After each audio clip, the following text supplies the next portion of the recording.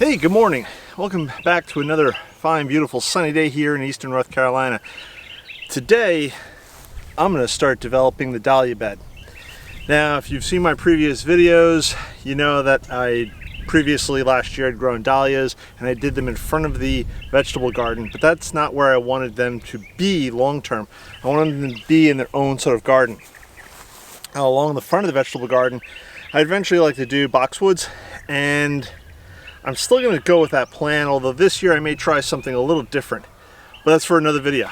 Today's video, I want to turn that into something that kind of looks like a garden bed.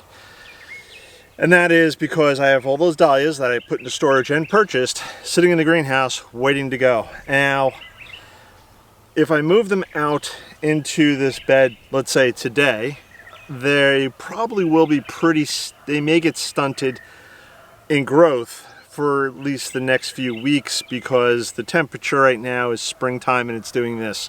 The next few days is supposed to be 80, but then let me check my phone real quick. Actually, it looks like the next 10 days or so may be in the 80s, but at night times they're still dropping down to the 50s, high 50s at least. So who knows? And of course all this could change and Mother Nature could throw us another cold front. Again, we're still in April. So the dahlias will probably stay in the greenhouse at least for another few weeks before they move out here, which means it gives me time to start preparing the new bed for them.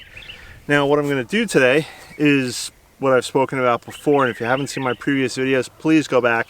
If you haven't subscribed, please subscribe, hit that bell icon to be notified of when I do post up new videos. It also helps the YouTube algorithm, and it's you guys probably all heard it before ad nauseum, and I feel bad for even saying it, but there's a lot of you out there who watch these videos who don't subscribe, so please give a subscribe. You don't have to watch every single video. It would be nice if you did, but also, real quick, please check out the links below in the description. I know some of you also watch on mobile devices, and sometimes that's a little tricky to do, but give it a try. Check out those links below. I have my website there, social media, I wrote a book, and then there's Amazon affiliate links there. You know, some books I recommend, the camera that I'm using to film this, and a whole bunch of other stuff. But let's stop talking about all of that because you don't care and it's like an infomercial. Instead, let's get to talking about the dahlia bed. Real quick, I'm going to turn around, give a weed whack down the grass as low as possible. I'm then going to use the broad fork to turn around and loosen up the soil. Again, the soil is very compacted. It's almost clay-like, or it is clay-like. So I'm going to use the broad fork. I'm going to try to loosen up the soil a bit. If anything, the tines will go deeper than the next tool I'm going to use, which is my aerator, and that'll just put little hole plugs into the ground. And then I'm going to turn around and I'm going to throw down some gypsum and another Espoma product called Soil Perfect, and it's like popcorn pumice kind of. But all this will go down on the ground right on top of the grass. Now, what will prevent the grass from growing again, because the grass will grow, is cardboard. I'm going to put down a layer of cardboard, and on top of that, to help hold it down at least temporarily until I fill the whole bed, will be some compost that I'm just going to throw on top, and that'll help hold the cardboard in place if we have any winds or whatever. And of course I'll wet the whole thing down because all that cardboard has to rot, and the grass beneath it, the cardboard, has to rot. Now, why am I not tilling up the whole damn thing? Because tilling would probably be so much easier. Few reasons. One, the roots in this grass, very thick. This grass has been here a while. It's like a Bermuda crabgrass mixed with other stuff. The roots are very thick. In fact, I need to, when I go to dig out a chunk of the lawn for a shrub or something like that, I really have to drive the shovel into the ground to cut through all of the roots. And it's not like an inch or two, it's like 3 to 4 inches of roots. So I have to do that. And also the other reason is because there's a bunch of scientists and other gardening experts and gurus out there who say that there's all sorts of microbes and other important things, earthworms and whatnot, in the soil. And if you wind up tilling it, you wind up damaging and or killing those organisms, thus making your soil worse. I don't know. This is what I'm going with. I probably watch too much YouTube. But there's supposed to be good stuff in the ground. So the less I disturb the ground, the better. But again, I'm going to broad fork a little bit, not to the point where I'm almost tilling it, just basically punching deep holes into it. And then I'll be putting down the gypsum, and the gypsum hopefully will fall down some of that compacted thing, and I'll be doing the aeration. And the aeration's only going to get down a few inches, but again, that'll help allow some of the gypsum and the soil perfect stone to start falling into those holes and getting into the ground. And again, hopefully, and then with the grass dying off, hopefully the earthworms will start eating up all that stuff, because there are earthworms in this compacted heavy clay soil, believe it or not.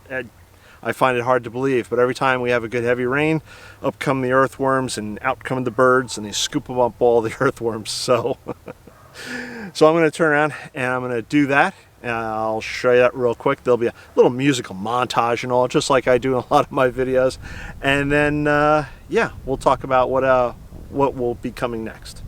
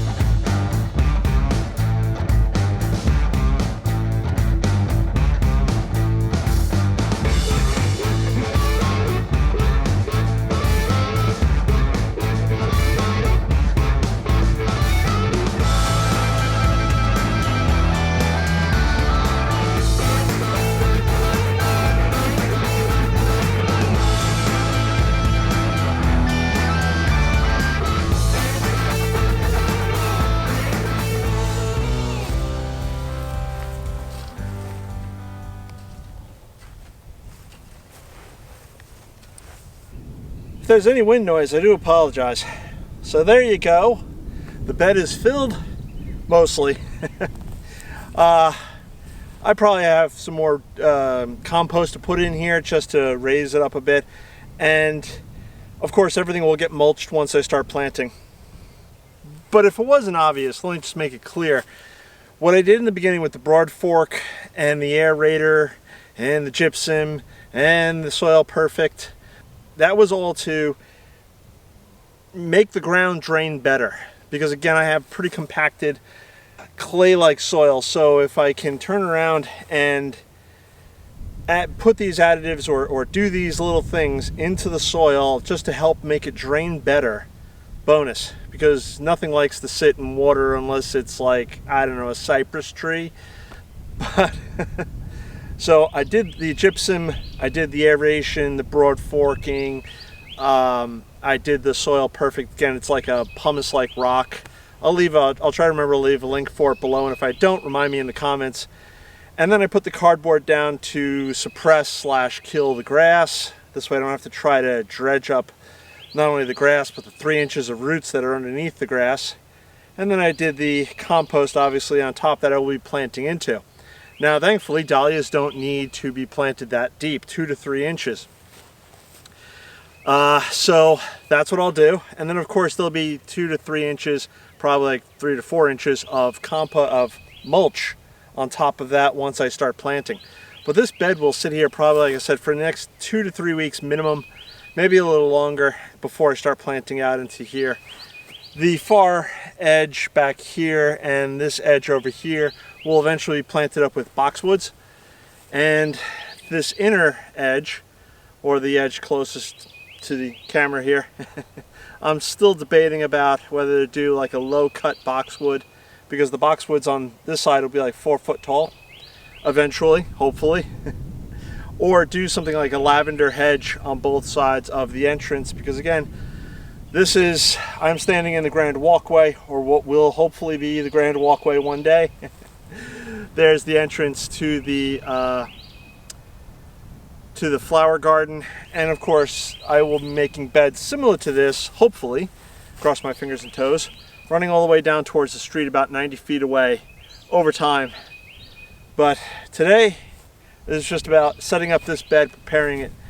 Now, I imagine this is probably a bit unorthodox to professional gardeners and to maybe some amateur gardeners, and if you have comments, please leave them below, good, bad, ugly, or indifferent. I used something similar to this when I planted up my dahlias last year in front of the vegetable garden, where I did a layer of compost, and then I did garden soil on top of that, planted into that, and then I turned around and mulched that, and the dahlias did pretty well.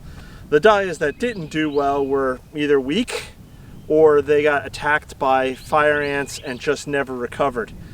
One of the things I'll probably be doing in this bed, since it is it's about 3 inches above ground level, is I'll probably be regularly putting down an ant killer within the bed. There's a product I found that works pretty well. If I remember, I'll leave the link to that below, or I'll put a picture of it here.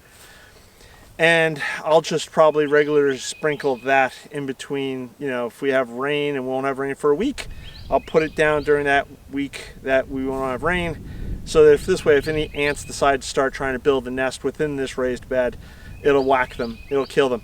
The ants tend to like to also build their nests up against any sort of support, like a fence post or a plant. And that's what I found last year, is they were building up around the base of the dahlias. And then when the wind blew and the dahlias shifted, because that's what they will do with the wind blowing, the ants attack the stems. So, and of course this winds up harming and killing the stems, and yeah, that's game over eventually for the dahlia. And unfortunately I lost some dahlias that way last year, because there's so much going on. I don't have time to keep an eye on every single plant that I plant, and so poop happens, as they proverbially say. So that's what I got going on for today. I gotta go edit this video now. If you haven't subscribed, please subscribe. Click that bell icon to be notified of when I do post up a new video. If you like this snazzy shirt that I'm wearing, or would like to maybe get the logo on a coffee mug so you can drink your favorite beverage out of it, please check out the links below. If you haven't subscribed, if you haven't clicked on that bell icon, please click on that bell icon. This way you're notified when I do post up a new video. There's still so much more coming up. Obviously, I have dahlias that are in the greenhouse that need to be planted up. That will be coming in the next probably 3 to 4 weeks, maybe sooner. We'll have to see how the weather goes. The ground here will probably be warming up in this new bed pretty quickly. So then, yeah, that will add to that time schedule. Dahlias don't like cold soil. This soil will probably get heated up pretty quickly, so we'll have to see. Rose garden stuff, I need to get an arbor still. Yeah, it's not a lot of you, actually probably none of you, except for one person. One person responded to my request or plea for a nice arbor arch to put over the entrance that I can have my climbing rose climb on. But if any of you have any suggestions, please click on please leave a comment below. Let me know what you think. I'm looking for something like 8 foot wide. So if any have any suggestions for an 8 foot wide arch, please let me know in the comments below. I have one other David Austin rose that I purchased this year, which is currently in a grow bag temporarily. That has to go in. There's more privet hedging, golden ticket, which is a non-invasive species, that needs to be planted along the backside of the rose garden there.